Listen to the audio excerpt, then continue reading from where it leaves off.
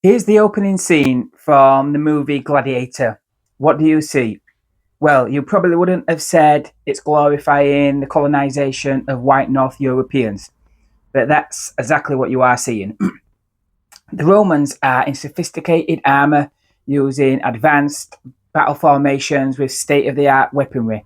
The white North Europeans, by contrast, are depicted as savage barbarians, primitive, bloodthirsty subhumans who are closer to beast than man. Primitive weapons, no armour, no formation, senseless beasts who charge into battle, making blood curdling screams. The only thing it depicts them as having is bear like strength. See the similarities here. They're portraying white North Europeans in the same way those white North Europeans would later go on to portray black and brown people in the centuries to come. And probably how all people at some point in history have portrayed people from their own societies from a lower class or stratum.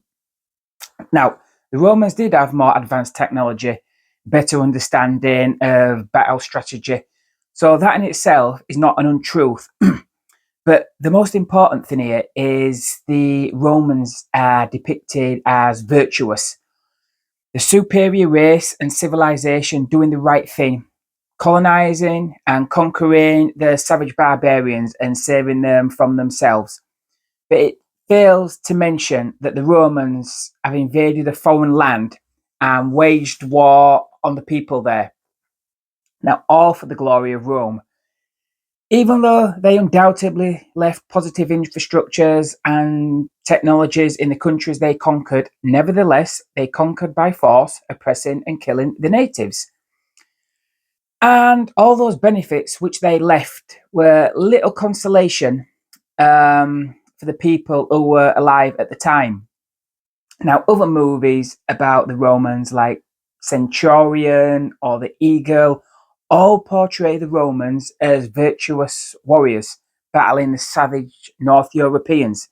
Again, conveniently forgetting it's the Romans who are there as invaders. They hardly show North Europeans as courageous defenders of their homelands.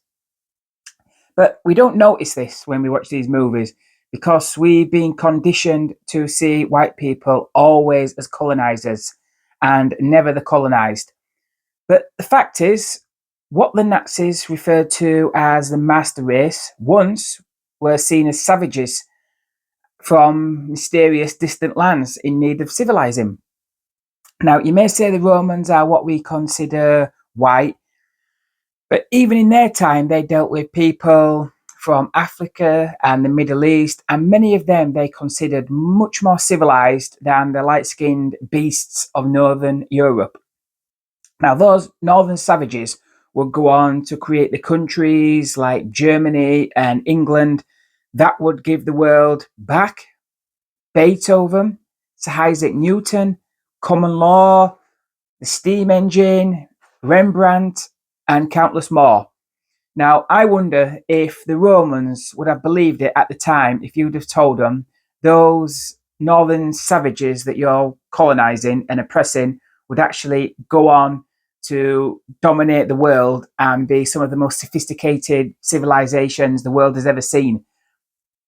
Now, this is not to demean the atrocities of recent colonization, but merely to say the people, even white people, have been victims of colonization in the past.